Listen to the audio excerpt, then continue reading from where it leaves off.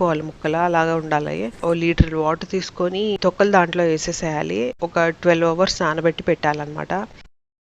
నానబెట్టి పెట్టిన తర్వాత ఇలాగ చాక్లెట్ కలర్ లో వాటర్ అవుతుంది. ఈ వాటర్ లో ఈ తొక్కలు దాంట్లో పిండేసి తీసేసేయాలి. మంచిగా తీసేసేయాలి అవి. ఈ ముక్కలు పక్కన పెట్టుకోవాలి.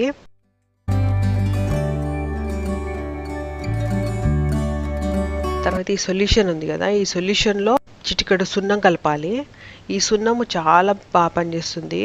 ఆఫిడ్స్ కి, మీలీబగ్స్ కి అవన్నిటికి కూడా చాలా బాగా పనిచేస్తుంది. సో ఇది దాంట్లో మంచి కలిపేసుకోవాలి. బాగా కలిపేసుకున్న తర్వాత ఈ సొల్యూషన్ వచ్చేసి వడగట్టేసేయాలి. మనము స్ప్రేకి వాడుతున్నాం అనమాట.